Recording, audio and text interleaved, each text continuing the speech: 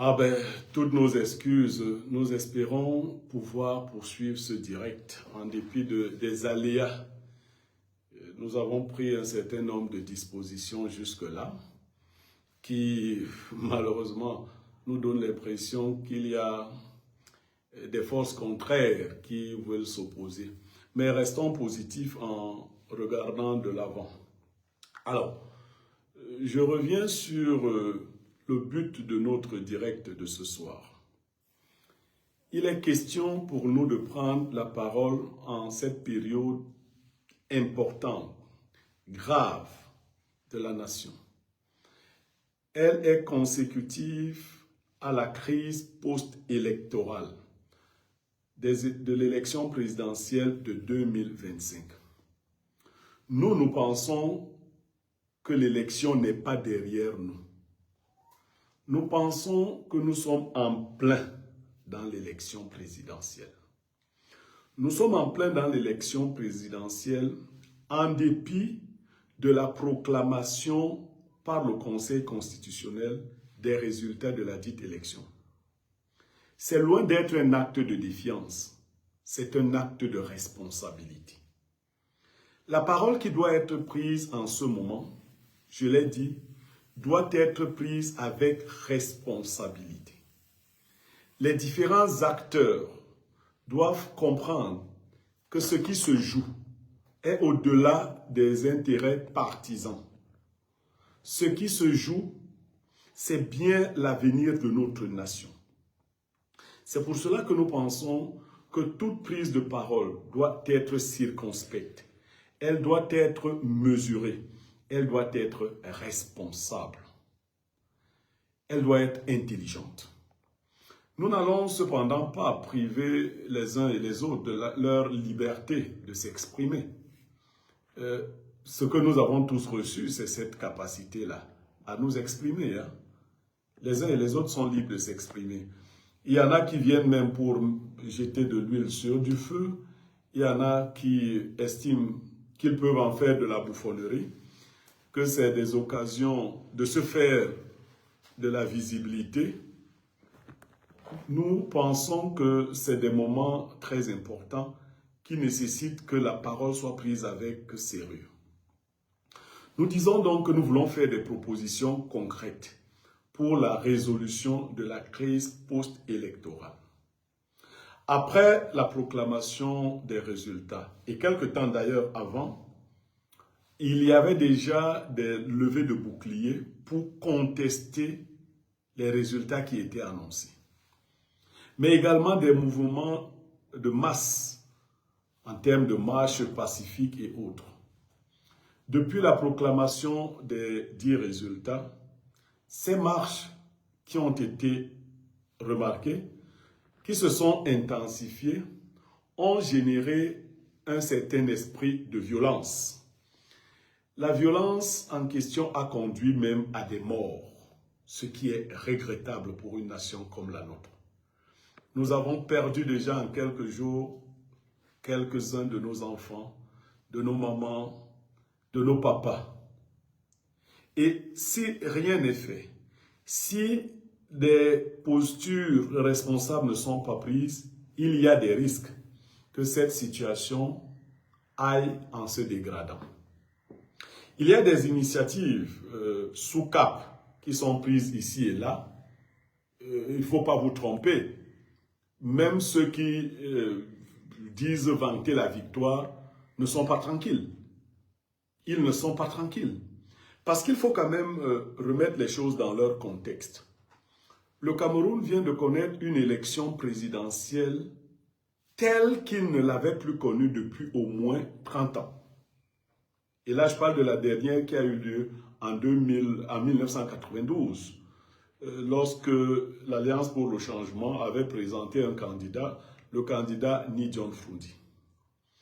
Cette fois-ci, comme sur des chapeaux de roue, un candidat a semblé faire converger l'essentiel de la classe politique, mais surtout des citoyens, en termes d'opposants. Il faut le rappeler, le candidat Issa Tiroma Bakari n'était pas le principal homme attendu dans cette élection. C'est même ce qu'on pourrait appeler un outsider. Personne, mais alors, même les plus grands médiums, personne n'a vu venir le candidat Issa Tiroma Bakari. Personnellement, je ne me dédirais pas. Lorsque le président Issa Tiroma Bakari a démissionné, je faisais partie des gens qui avaient des suspicions légitimes sur sa capacité à incarner une certaine rupture. Parce que ce qui nous habite, nous autres, c'est le désir de rupture avec un système devenu insupportable. Insupportable de par sa gestion calamiteuse de l'État. Et nous avons estimé qu'il n'y a pas un autre moyen plus adéquat de le faire partie que de le battre par les urnes. Nous sommes donc les véritables mendiants de la paix. Nous qui estimons que les urnes peuvent transformer un pays. Mais les urnes, elles ont parlé. Seulement, peut-on honnêtement dire qu'on a écouté le son de ces urnes? C'est pour cela qu'il va falloir d'abord faire une petite rétrospective sur les résultats. Non pas pour plonger totalement dans la polémique, mais pour pouvoir nous projeter. Il y a quand même des curiosités qui se sont observées.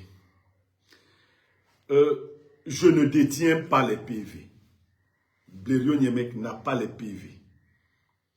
Je n'ai pas les résultats bureau de vote par bureau de vote. J'ai un sentiment, j'ai des observations, mais je peux également poser une analyse. Je prends un point précis. Il est de notoriété publique, il est connu de tous, qu'on a souvent dit que le grand bastion électoral du Cameroun se trouve dans le Grand Nord, c'est-à-dire l'extrême nord, le nord et l'Adamawa. Et si on fait une petite étude comparative, on se rend rapidement compte que c'est de là-bas que le président de la République, Paul Biya, tirait l'essentiel de son électorat. Mais comme par enchantement, il y a eu une sorte de basculement du socle électoral camerounais vers le centre. Le centre, le sud. Actuellement, la région qui a eu le plus grand nombre d'électeurs, gardez-vous bien, c'est la région du centre. Mais c'est merveilleux. La région qui a eu le taux de participation le plus élevé à cette élection présidentielle, gardez-vous bien, c'est la région du Sud. L'une des régions au taux de participation le plus élevé par rapport à la dernière élection, c'est le Nozo en général. C'est quand même des curiosités. Mais ne dit-on pas souvent qu'il n'y a pas de crime parfait? Tout ce qui a été ourdi autour de cela a abouti à une proclamation des résultats qui prête à équivoque, qui suscite des controverses. Alors, maintenant que nous sommes plongés dans ces équivoques, dans ces controverses, beaucoup de langues se délient pour parler. Il y en a qui proposent des solutions concertées. Il y en a qui suggèrent la brutalité. Il y a des gens qui ont suggéré qu'on aille déloger Issa Tiroma, Manu Militari de son domicile, et même s'il fallait l'abattre, qu'on l'abatte, ou encore qu'on le ramène ici à Yaoundé, qu'il aille en prison, des choses comme celle-là. Mais il faut dire que ce n'est pas ainsi. Ce n'est pas ainsi qu'on devrait imaginer un système dit démocratique. Lorsqu'il y a une crise, il faut se dire qu'il faut chercher les moyens de résolution plutôt que des moyens d'aggravation. Des situations qui peuvent encore se gérer aujourd'hui pourraient être aggravées par des postures d'arrogance. Si on venait à admettre que le président Paul Biya est élu, entre guillemets, chef de l'État, la question qui va nous revenir, c'est comment va-t-on gérer cet État-ci dans les jours, les mois et les années qui viennent. Et je suis convaincu que le président Paul Biya lui-même, son entourage le plus immédiat, se pose la même question que nous nous posons en ce moment. Il y a quelques faucons qui disent on s'en fout, mais ne faisons pas attention aux petits enfants, aux bambins qui font dans de l'agitation. Eux, ils ne nous intéressent pas. Parlons aux Camerounais responsables qui sont préoccupés par l'avenir de ce pays. Alors, quelques pistes de réflexion.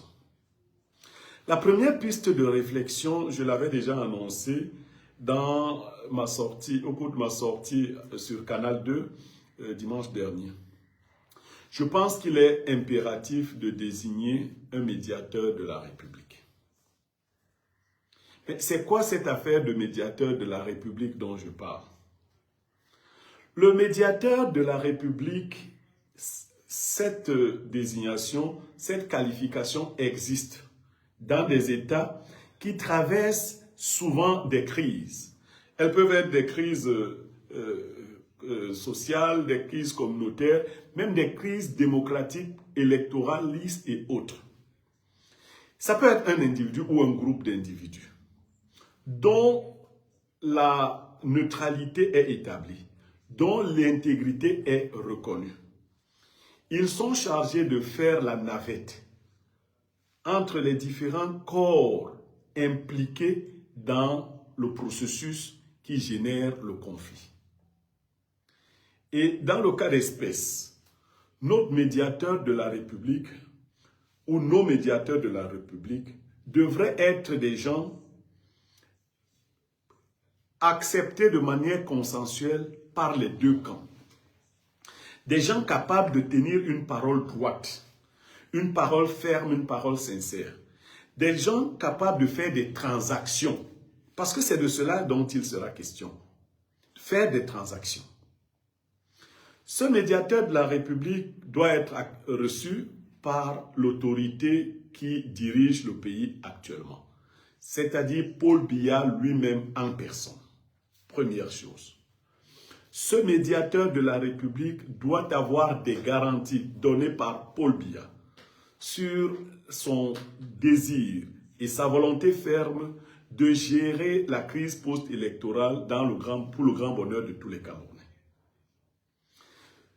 Paul Biya, le président de la République, devrait faire des propositions concrètes d'ouverture en vue de nous installer vers un climat d'apaisement. Dans le même temps, le dit médiateur de la République devrait être capable de se rendre auprès de Issa Tiroma Bakary et obtenir son accord de principe en vue d'une résolution apaisée du conflit qui nous oppose. Et cela devrait donc prendre des formes conventionnelles. Un certain nombre d'institutions pourraient accompagner ces médiateurs ou ce médiateur de la République dans son travail. Ce travail devrait se faire avec le plus grand sérieux. Loin de ceux qui chantent la victoire et qui attisent la haine. Le Cameroun ne peut pas trouver son apaisement en ce moment à moins que nous prenions sur nous de faire des propositions d'apaisement concrètes. Et je voudrais que les Camerounais le comprennent. Ceux de la diaspora ont envoyé un message. Observons tous que pendant l'élection présidentielle de 2025, le candidat Issa Tiroma Bakary a presque dans toute la diaspora gagné l'élection présidentielle. Ne pensez pas que nous sommes deux types de Camerounais. Ceux qui sont dans la diaspora sont une autre version de ce que nous représentons. C'est-à-dire qu'ils constituent un échantillonnage de tout ce que le Cameroun représente. Donc, le message de la diaspora est également passé. Je crois que c'est la première fois que le président de la République lui-même essuie une telle défaite dans la diaspora camerounaise. C'est un message qu'il faudrait écouter. Et quand on connaît l'apport que la diaspora a de manière objective dans l'économie du Cameroun, je dis bien de manière objective, pas de manière subjective. Ce n'est pas des gens à qui on pourrait dire « Oh ben, vous avez bavardé là-bas et puis c'est votre... » Non. Donc, le médiateur de la République, c'est un esprit éclairé, apaisé, averti. Mais également, nous devons appeler le président Issa Tiroma Bakary à plus d'ouverture, à l'acceptation d'une situation d'apaisement. Nous ne pouvons pas imaginer plonger le Cameroun dans le chaos. Le chaos ne profitera à personne. Et s'il devrait même profiter, je crains que le chaos profite à ceux qui n'ont plus rien à perdre. C'est-à-dire à ceux qui, pendant plus de 40 ans, n'ont pas fait ce qu'ils auraient dû faire pour le bien des enfants de la République. Et qui aujourd'hui pourraient se dire que ils ont tout perdu, hein, tant qu'à faire que tout se gâte. Mais recentrons le débat. Je vois une situation dans laquelle nous pouvons obtenir, dans la période qui précède les élections législatives et municipales, une refonte de nos institutions. Déjà un gouvernement de large ouverture, dans lequel on va inclure des personnalités politiques importantes qui viendraient rassurer au niveau de certains ministères importants de l'organisation prochaine d'élections libres et transparentes. Je pense à la prise en compte des travaux effectués par des politiciens depuis un certain temps autour du code électoral. Un code électoral qui a été suffisamment toiletté et dont document a été envoyé au chef de l'État. Vous vous rappelez, lorsqu'il a rencontré la candidate Tomano Ndamjoya, il lui disait qu'il n'avait pas encore reçu copie. Cette dernière a bien fait de lui remettre sur le champ une copie. Mais pourquoi n'avait-il pas reçu copie? Pour les mêmes raisons que vous et moi imaginons. C'est-à-dire que ceux qui ont beaucoup de mépris pour les Camerounais avaient jugé inutile. D'ailleurs, ils avaient jugé que ce serait leur faire ombrage ou leur couper l'herbe sous le pied que de remettre un tel document au chef de l'État. Ce qui nous amène à combattre la fameuse thèse selon laquelle le chef de l'État du Cameroun est l'homme le plus renseigné. Lui-même nous disait qu'il n'avait pas reçu copie du travail que les autres politiciens lui avaient adressé. Parce que, quoi qu'on dise, il est encore celui qui a le pouvoir d'agir. Il aurait donc pu agir. Il n'a pas pu agir parce qu'on a tout fait pour qu'il ne soit pas au courant du document. Alors, première chose, un gouvernement de large ouverture à des hommes politiques importants, à des postes importants qui permettent de réorganiser l'action gouvernementale en vue de la préparation des élections législatives municipales apaisées. Prise en compte de la mouture de révision du code électoral proposé par 6 ou 7 partis politiques, document que j'ai eu à parcourir, qui indique quand même un certain nombre de réformes auxquelles nous avons tous aspiré jusque-là. Troisième chose, il est impératif que les élections qui vont arriver assurent une certaine transparence du processus qui permettra de réorganiser la perception politique du peuple camerounais. Pourquoi je le dis? Je le dis parce que depuis un certain temps, on avait été habitué à la dépolitisation des Camerounais. Le citoyen camerounais ne participait plus au processus électoral, ce qui a laissé croire qu'on avait tout abandonné. À l'occasion de l'élection présidentielle de 2025, il y a eu un regain important de l'intérêt pour la chose politique. Et je vais prévenir les uns et les autres que si ce regain est bien entretenu, La participation aux élections législatives et municipales risquerait d'être encore plus importante. Ça, il faut le penser, il faut le savoir. Nous risquons d'avoir une participation plus qu'importante aux élections législatives et municipales de 2026. Et cela pourrait reconfigurer la classe politique sans que nous ayons besoin de casse. Pour les conseils que je pourrais donner en aparté à l'opposition, je ne vais pas les donner ici. Mais ici, je parle de manière globale.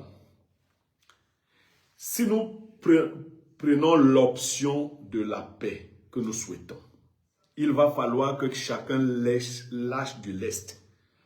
Il va falloir que le pouvoir en place, connaissant la vérité mieux que quiconque, ne serait-ce que celle que lui-même a voulu proférer. Parce qu'il s'agit de quoi? Il s'agit de dire que dans le Grand Nord en général, le Nord, l'extrême Nord, l'Adamawa, quand vous prenez les trois, Issa Tiroma Bakari a gagné. Je veux dire qu'ils ont dit que Issa Tiroma avait perdu légèrement dans l'extrême Nord, il a gagné dans le Nord, il a gagné dans l'Adamawa. Et quand vous faites la somme des trois régions, vous divisez par 3, il passe devant le président Paul Biya. Donc on peut considérer qu'il contrôle le Grand Nord. Il a gagné dans le littoral, ils l'ont admis, ça fait 4 régions. Il a gagné dans toute la diaspora. Il a gagné à l'ouest, ça fait 5 régions, plus la diaspora 6. Parce qu'il faut compter la diaspora comme une région du Cameroun. Il est resté au président Paul Biya d'avoir gagné au centre, au sud, à l'est. Et miraculeusement, au Nozo. Ça, nous sommes obligés de le dire. Le président de la République a miraculeusement gagné l'élection au Nozo. Nous voulons mettre d'abord le Nozo hors de cette affaire-là, un peu de côté. Donc, je crois que dans ces conditions, l'orgueil ne peut plus être la méthode d'administration de cette problématique. Nous ne pouvons pas être face à une telle réalité. Laissons les détails des chiffres. Regardons la réalité en face. Vous avez en face de vous quelqu'un qui contrôle tout le Grand Nord, qui contrôle l'Ouest, qui contrôle le littoral, qui contrôle toute la diaspora. Et vous dites que cela n'est pas un message, qu'on peut s'en passer, on peut tourner la page. Ce n'est pas sérieux et je ne pense pas que ce soit la posture du chef de l'État ou de ses meilleurs conseillers. Les faucons doivent se tenir en dehors de cette instance-ci pour écouter les voix intelligentes. Et les voix intelligentes demandent que dans l'immédiat, dans des délais suffisamment raisonnables, un dialogue, un pont soit lancé entre le président de la République, Paul Biya, et le candidat Issa Tiroma Bakari. Ils ont travaillé ensemble, ils se connaissent. Vous savez, quand on écoute le président Issa Tiroma Bakari parler, on a le sentiment que c'est quelqu'un qui a préparé quelque chose de particulier. Je vais dire quelqu'un qui a saisi l'environnement. Quelqu'un qui a eu une posture avant de se lancer. On ne l'a pas attendu, hein? On ne l'attendait pas. Comme beaucoup disent, on a préparé la géographie, l'histoire est venue. Maintenant donc que c'est des gens qui ont travaillé. Je peux comprendre quelques égos surdimensionnés autour du chef de l'État qui viendraient à penser que ce serait faire preuve de faiblesse. Non, ce ne serait pas faire preuve de faiblesse, mes chers. Non, du tout. En ce moment précis, que le chef de l'État, Paul Biya, tende la main, une main fraternelle, amicale et sincère, au président Issa Tiroma Bakari, ce ne serait pas de la faiblesse. Ce serait de l'intelligence des situations. C'est comme ça qu'on appelle ça. Ce serait une intelligence de situation parce que leur commande que nous descendions de nos escabeaux, que nous descendions de nos grands chevaux pour considérer les véritables voix que le peuple nous a fait entendre. Je suis certes partisan ou que j'ai un penchant pour l'opposition en général, mais j'ai beaucoup plus d'amour pour ce pays. Vous savez, nous subissons un certain nombre de pressions dont nous ne parlons pas toujours. Mais chaque fois, je dis aux gens, vous pouvez même emprisonner Blériot Niémec, Abba Oyono, professeur, docteur Mono, Anissé Ekane, et beaucoup d'autres dont on ignore les noms. On peut tuer la dame, le mari de la dame qui est mort de côté de Bilongué. On peut tuer. Mais vous ne pourrez pas, dans le long terme, tuer tous les Camerounais qui sont dans leur fort intérieur des Blériot Niémec, des Anissé Ekane, des Abba Oyono. On devra vivre dans le même pays. Et moi, je ne rêve pas d'un pays où les uns et les autres passeraient le temps à fuir parce que tel gouvernement est venu. Non, j'ai entendu un jeune irresponsable dire que lui, il savait que son sort était lié. Si Biya perdait le pouvoir, il devrait quitter le pays. Non. Cet esprit devra prendre fin. Il ne faudrait plus que les Camerounais soient obligés de fuir le Cameroun pour exprimer leurs idées. Les Camerounais ne prennent pas les armes contre la nation. Pourquoi? Les armes verbales, c'est tout ce qui nous reste. Pourquoi imaginer à chaque fois qu'il va falloir s'exiler pour s'exprimer? Nous allons vivre dans le même pays. Nous allons apprendre à vivre ensemble comme des frères, avec nos différences, avec nos antagonismes, avec nos mésententes, avec l'esprit que nous devons générer, l'esprit de la démocratie. Parce qu'en fait, vous voyez toutes les contradictions qui se vivent dans les démocraties dans le monde. Je crois que l'élection, l'avant-dernière élection qu'avait perdu Donald Trump aux États-Unis a donné lieu à des violences énormes. On s'est attaqué même à des symboles de la République. Mais je ne crois pas qu'à l'occasion, les républicains qui avaient perdu l'élection avaient quitté les États-Unis pour aller s'exiler en attendant que Donald Trump redevienne président. Auquel cas aujourd'hui, les démocrates quitteraient aussi le pays pour... Non, nous ne sommes pas des sauvages. Nos frères qui ont été obligés à un moment donné de quitter le Cameroun devraient revenir, que ce soit sous le régime de Biya ou celui d'un autre. Et ceux qui ne sont pas d'accord avec nous aujourd'hui ne devraient pas craindre de quitter le pays parce qu'un autre aura pris le pays. Mais il arrivera bien, chers frères, qu'un autre prenne ce pays. Ça, de manière inéluctable, cela va arriver. Qu'un autre Camerounais prenne la direction de ce pays. Et je suis carrément sûr que ce sera une alternance. C'est-à-dire que quoi qu'on fasse, après Paul Biya, nous allons connaître une alternance au Cameroun. Mais c'est nous qui devons commencer à préparer les esprits pour une alternance pacifique. Un autre point qui mérite d'être abordé, c'est la question de la manipulation communautariste qui revient très souvent. Lorsque je jette un coup d'œil synoptique sur les réactions des uns et des autres, j'ai le sentiment que des gens se croient obligés d'avoir des réactions identitaires. Je veux dire, réagir en fonction de la tribu. Je l'ai dit dans mes précédents lives, le problème qui se pose au Cameroun aujourd'hui n'est pas le problème d'une communauté. Et il faudra éviter que ce soit perçu ainsi. Je veux dire en clair que le problème post-électoral du Cameroun n'est pas un problème de la communauté Ekambeti face aux autres communautés, non. Non, non. Est-ce qu'Atangandi est Ekambeti? Est-ce que Ketia Courtez est Ekambeti? Est-ce que Nganou Djoumesi est Ekambeti? Est-ce que Cabral Libi est Ekambeti? Je sais pourquoi je dis Cabral Libi, parce qu'il a été le premier à reconnaître la victoire de Paul Biya, et ainsi de suite. Le problème du Cameroun est plus profond que celui-là.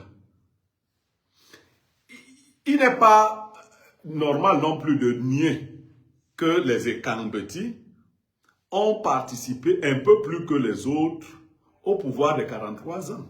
Mais je dis, le problème n'est pas eux.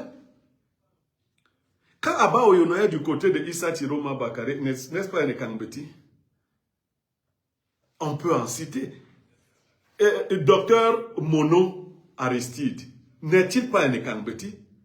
Est-ce qu'Anissé Ekane est un Kangbeti pour être du côté non. Et Issa Tiroma n'est pas le candidat du Nord. Non. Issa Tiroma, s'il s'était... Bello Boba n'était-il pas candidat? Et qui aurait cru que Issa Tiroma allait administrer une telle bastonnade à Bello Boba? Ben, si on nous avait demandé aux premières heures de leur démission qui allait gagner, on allait au moins les mettre au coude à coude. Donc, la vague qui s'est produite est une vague patriotique.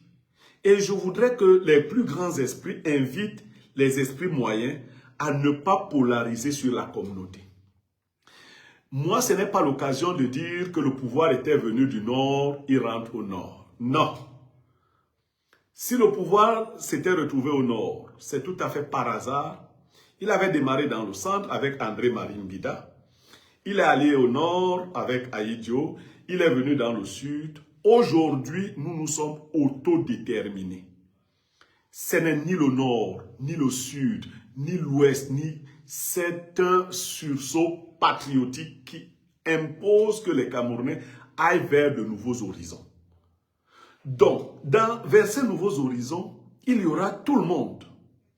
Mais en attendant que ces choses se mettent en place, en attendant d'entrevoir clairement la situation post-électorale, avant la prestation de serment qui devrait avoir lieu jeudi, nous l'indiquons encore. Il y a des actions importantes, pragmatiques qui doivent être menées. L'État n'a pas besoin de faire du bruit, mais il doit agir. J'ai lu dans certaines presses les gens qui encouragent le président Paul Biya à passer directement à la nomination d'un gouvernement et autres. Oui, mais ce gouvernement dont nous parlons, ce serait lequel? Ce serait le fait de reconduire quelques membres du RDPC et y ajouter les premiers qui ont félicité le chef de l'État, comme on le soupçonne. C'est-à-dire ces petits candidats qui ont eu les 1,5%, 2,5% et tout ça. C'est ça? C'est ça l'apaisement? Non, mais si vous allez vers cette voie-là, ce n'est pas la voie de l'apaisement. Mais soyons même logiques. Gardons même à chacun son pourcentage. Issa Tiroma Bakari, vous lui avez donné 35%.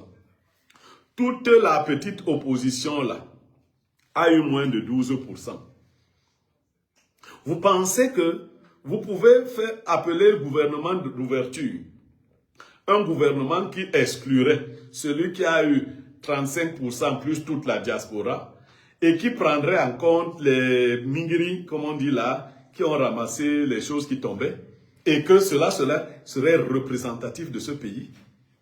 Notre pays demande du sérieux. Si ces gars-là sont venus là pour attendre des strapontins, il faut les décevoir. Puisque le peuple vous a dit qu'ils ne valent rien. Le peuple vous a dit que Joshua aussi ne vaut rien. Le peuple vous a dit que Cabral Libi ne vaut rien. Le peuple vous a dit que Bello Boba ne vaut rien.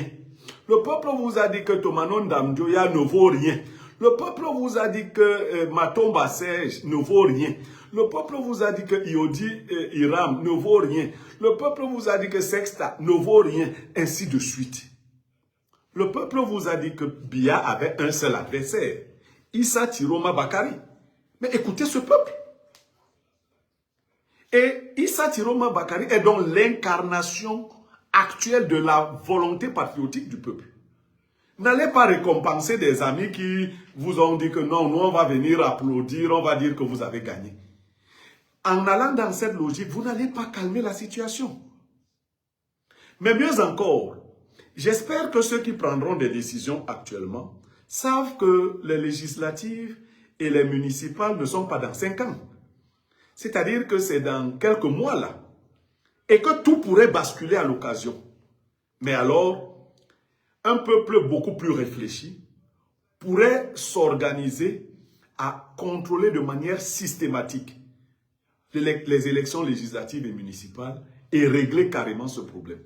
Il faudrait simplement, dans ce cas de figure, que l'opposition camerounaise, la vraie, fasse preuve d'intelligence. Et je vois déjà cette intelligence se dessiner. Eh bien, je vais vous dire, il y a quelqu'un dont la parole est devenue très rare et tout le monde cherche sa parole ces derniers temps. Le professeur Maurice Kamto. Faisons très attention. J'ai entendu beaucoup de critiques, moi-même j'en ai formulé à l'endroit de ce monsieur. Mais observez depuis sa sortie du Conseil constitutionnel le 5 octobre. Maurice Kamto s'est tué. Chez les Bassa, on dit si tu tapes sur un chien, il se tait, tu sais qu'il s'est tué pourquoi. Très souvent, ce chien va tourner et revient en catimini te mordre. Et très souvent, il te mord mortellement. Il faut faire très attention. On ne peut pas avoir un individu dont le monde entier reconnaît l'intelligence à ce point et penser qu'on peut le ridiculiser comme on l'a fait sans conséquence. Je vous assure, c'est manquer d'intelligence. Il a souvent eu des sorties, certaines que je n'ai pas approuvées, mais depuis un certain temps, il utilise une arme terrible, le silence. Qui s'est demandé à quoi renvoie le silence de Maurice Kamto? Qui s'est demandé? Vous pensez que Maurice Kamto a disparu de la scène politique, c'est fini, comme j'entends quelques-uns dire, ou vous vous trompez? Si quelqu'un le pense, il se trompe. C'est un repli stratégique. Et la Troisième République qui s'annonce, les intentions d'apaisement que nous indiquons obligent que quelqu'un comme Maurice Kamto soit au centre de cet apaisement. C'est même l'un des piliers de cet apaisement. Et donc j'indique là des voies claires pour ceux qui croient ne pas voir, ceux qui ne voient pas bien ou qui refusent de voir. Nous ne pourrons pas nous passer de l'apport de quelqu'un comme Maurice Kamto. Vous avez vu le président Issa Tiroma l'accompagner au Conseil constitutionnel. Vous avez suivi les différentes interventions du président Issa Tiroma lorsque la candidature du professeur Maurice Kamto a été finalement rejetée par le Conseil constitutionnel. Vous avez entendu par ailleurs qu'il y a eu des rapprochements entre le professeur Maurice Kamto et un certain nombre d'opposants. Vous pensez que son attitude devrait être plus bavarde que celle qu'il a eue, plus éloquente?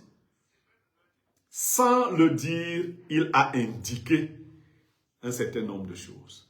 Et je pense qu'il fait partie des personnes avec lesquelles sur lesquelles on devra compter pour remettre un certain nombre de choses sur pied. Donc, notre message d'apaisement, notre message de regroupement va dans le sens de dire tout n'est pas perdu, mais tout n'est pas gagné non plus. Il n'est pas question de jubiler, on a gagné, on a gagné. Non. Qui a gagné? Qui se croit sûr d'avoir gagné? Toute victoire doit pouvoir s'étendre dans la durée. Mais la fragilité d'une victoire peut devenir dangereuse entre les mains de celui qui la possède pour l'instant. Et la victoire durable, dans le cas d'espèce, ne peut être qu'un esprit d'apaisement et d'ouverture. Nous implorons donc la grande sagesse reconnue au chef de l'État camerounais. Nous lui demandons de ne pas écouter les sons des faucons, des va-t-en-guerre, des gens qui s'accrochent à leur strapontin parce qu'ils ont besoin de protection de l'État, mais d'écouter le cœur des Camerounais qui lui parlent. Je crois qu'en tant qu'homme d'État, il a pris la mesure du message qui lui a été envoyé. Et je sais que le président Paul Biya a été informé des résultats vrais de chaque bureau de vote. Et qu'au fond de lui, il sait que les Camerounais se sont exprimés et il connaît la version exacte du discours que les Camerounais ont envoyé. Ce n'est pas faute d'amour pour le président Paul Biya. Les Camerounais ont beaucoup aimé le président Paul Biya. Les Camerounais ont beaucoup supporté le président Paul Biya. Président Paul Biya, nous avons traversé avec lui des moments les plus difficiles de notre nation. Les crises économiques, les guerres fratricides, ainsi de suite. Nous ne l'avons pas lâché. Le Nord Cameroun, dont on parle aujourd'hui, a beaucoup soutenu le président Paul Biya. Il dit d'ailleurs de Marois que c'est la fille aînée du renouveau. Mais le Grand Nord a empêché à la secte Boko Haram d'envahir notre pays. Les Camerounais aiment donc profondément ce pays et le président Paul Biya. Mais chaque chose a un terme. Et le terme commence à se dessiner. Et il est souhaitable que ce terme soit heureux. D'abord pour lui-même, le président Paul Biya, mais aussi pour la large majorité des Camerounais. Les séparations les plus réfléchies sont les plus belles. Nous allons nous séparer un jour ou l'autre, mais vaudrait mieux se séparer dans la paix. Qu'on ne garde pas de souvenirs trop tristes de cette séparation. Parce que même par la force des choses, nous allons nous séparer. Vous savez, dans ma langue, on dit que la chèvre avait dit à la corde qu'on se séparera un jour. La corde ne croyait pas. Partout où on amenait la chèvre, elle était avec la corde. Quand on l'amenait au marché, on l'a encore amenée avec la corde. La corde a dit à la chèvre, tu as dit qu'on va se séparer, nous voici ensemble. La chèvre lui a dit qu'on se séparera un jour. Quand on a tué la chèvre, au moment de la mettre dans la marmite, on a jeté la corde. Alors la tête de la chèvre a dit à la corde, nous voilà enfin séparés. Nous allons nous séparer un jour. Mais de quelle manière? Cela dépend en grande partie de vous, patriarches. Vous l'êtes non seulement par votre âge, mais par votre expérience. Nous ne voulons pas être de ceux qui passent par l'invective ou la violence. Cela ne nous profite pas. Mais nous voulons être la voix de ceux qui viennent vous dire, écoutez aussi des sons différents. Arrêtez d'écouter ceux que vous connaissez, là, ceux qui tirent profit de leur posture et qui croient et qui vous disent à tort qu'après vous, le Cameroun est fini. Non, président. Lorsque Amadou Ahidjo vous cédait le pouvoir, il était âgé de 58 ans. C'est vrai qu'il avait eu des soubresauts de santé. Mais il y avait d'autres personnes qui lui disaient qu'il devait céder le pouvoir à un frère du Nord. Il leur avait donc dit à cette époque que ce ne serait pas pour le bien du Cameroun que le pouvoir ayant été géré 22 ans à la tête de l'État, 2 ans comme Premier ministre et 22 comme chef de l'État, 24 en tout, qu'on retourne ce pouvoir à un enfant du Grand Nord, que cela ferait une sorte de frustration du point de vue communautariste. C'était une conception. Vous également, vous devez dire à certains frères de tribus, à certains frères de communauté, que sans réduire l'État aux communautés, il ne serait pas bon que des frères proches de la communauté veuillent vous garder en captivité pour que vous serviez leurs intérêts. Les intérêts de la nation camerounaise sont au-dessus des communautés que nous constituons. C'est pour cela que personnellement, je ne réagis qu'avec très peu d'intérêt vis-à-vis de ceux qui m'interpellent par rapport à ma communauté d'origine. Mais les Bassa, si nous sommes des Camerounais comme les autres, pourquoi imaginer un pouvoir qui soit un pouvoir Bassa? Ça donnerait quoi au Bassa en particulier? Un chef d'État qui serait... Si moi je suis chef d'État, qu'est-ce que j'apporterais de particulier au Bassa? Vous pensez, bon, je vais nommer tous les ministres Bassa? Non. Je vais nommer des ministres efficaces à tous les postes. Mais l'idée que j'aurais, ce serait de développer le Cameroun. Et je vous assure, le Cameroun a tellement de potentialité qu'on n'a même pas besoin d'être tribaliste ou communautariste pour faire plaisir à tout le monde. On a juste besoin de lutter efficacement contre les détournements, contre la corruption, mais également de créer des poches de développement dans ce pays. Moi, président, je suis sûr que les Bassa en profiteraient au même titre que nos frères à l'est, au fond de l'est du Cameroun, au fond du sud du Cameroun, dans le nord Cameroun, parce que ce serait un développement auto-centré. Je ne peux pas concevoir le pays. Mon grand-père Ruben Oumniobé n'avait pas conçu le pays comme cette affaire-là. Sinon que chacun rentre dans son petit village et aille se développer là-bas. Nous sommes d'abord combien? Moins de 35 millions d'habitants. Avec un tout petit territoire comme ça. Beaucoup de richesses. Nous devrons être une force. Nos langues, nos communautés devraient constituer une force. Nous devrons tirer de chaque communauté ce qu'elle a de spécifique pour ajouter au grand groupe. Nous devons choisir dans chaque communauté les membres les moins corrompus parce qu'il n'y a pas un homme qui soit totalement pur. Mais vous pensez que si dans chaque communauté, le régime de Paul Biya avait pris les meilleurs d'entre nous, nous serions encore en train de parler des communautés? Ceux de nos communautés qui ont souvent été placés là-bas ont fait quoi pour les communautés? Est-ce que vous pensez que les Ekambeti sont contents de leurs frères qui les ont représentés pendant 43 ans à la tête de l'État? Loin s'en faut. Mais vous pensez qu'il n'y avait pas d'Ekambeti capables de travailler auprès du président Paul Biya et d'apporter de la lumière, non seulement pour la communauté Ekambeti, mais pour le Cameroun en général? Voilà le genre de pensée que nous devons développer. Nos frères de la zone anglophone qui se plaignent, est-ce qu'ils se plaindraient si une certaine justice sociale avait été répartie, qui saurait même que tel n'a pas été ministre pendant tel nombre d'années? Mais c'est parce qu'on a réduit les Camerounais à la lutte au poste. La lutte au petit poste qui fait que, comme ce n'est que les emplois publics qui sont générateurs de richesse, les hommes d'affaires aujourd'hui sont moins riches que les fonctionnaires, tout le monde s'est concentré sur les emplois publics et la corruption a commencé à gangréner le pays. Revenons donc à l'essentiel. Nous avons subi une élection présidentielle tumultueuse depuis l'annonce de l'ouverture de cette élection présidentielle. Depuis l'éviction du candidat Maurice Kamto comme candidat, passant par toutes les autres manœuvres, depuis l'élection, le déroulement de l'élection le 12 octobre, qui a donné à penser que le candidat Issa Tiroma Bakari avait reçu un certain nombre de soutiens importants, que ce soit dans la diaspora ou à l'intérieur du pays. Depuis la vague de contestation qui a suivi la proclamation officielle des résultats, nous devons revenir à nous-mêmes et comme un peuple sérieux nous asseoir.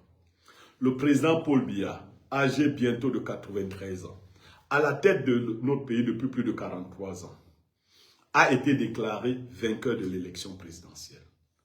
Est-ce que nous allons revenir sur cette déclaration du Conseil constitutionnel? C'est très difficile. Qu'est-ce que nous devons faire? Nous invitons le président Paul Biya à tendre la main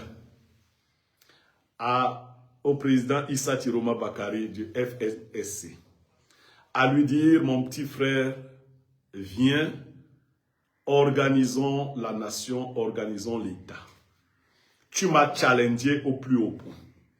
Je sais quelle est la valeur que les Camerounais t'ont donnée. Et je dois en tenir compte. Et en tenant compte, nous allons proposer aux Camerounais une réorganisation de l'appareil institutionnel en vue d'autres échéances électorales. Et lui-même, Paul Biya, a donné des garanties qu'il devient un président de transition. Parce que de toutes les façons, la vague qui est lancée, elle peut être stoppée pour un temps par la brutalité, mais elle ne peut plus être stoppée dans les cœurs. Nous voulons souhaiter aux uns et aux autres un bon moment de réflexion, une période apaisée et une résolution intelligente de la crise post-électorale. Je vous remercie particulièrement pour votre patience parce qu'elle a été plus que remarquable. Il y a eu des couacs. Nous n'avons d'ailleurs pas pu faire le direct YouTube. Nous allons faire le nécessaire pour que la vidéo se retrouve de ce côté. Mais vous avez montré beaucoup de résilience. Nous allons répondre brièvement à quelques questions qui ont été suggérées par ceux qui nous ont suivis jusque-là. Et après quoi nous allons nous séparer. L'une des questions, que pensez-vous d'un éventuel renversement du pouvoir au profit du régime en place, c'est-à-dire d'un coup d'État de l'armée? Non. La sagesse camerounaise nous interdit de céder notre pays à l'armée parce que nous sortons de 43 ans de dictature. Nous n'aurons pas besoin de dictature militaire encore. Mais si pour les législatives, il y aura encore de la tricherie, non. Nous disons que si la main du chef de l'État est véritablement tendue, un certain nombre de mesures seront prises.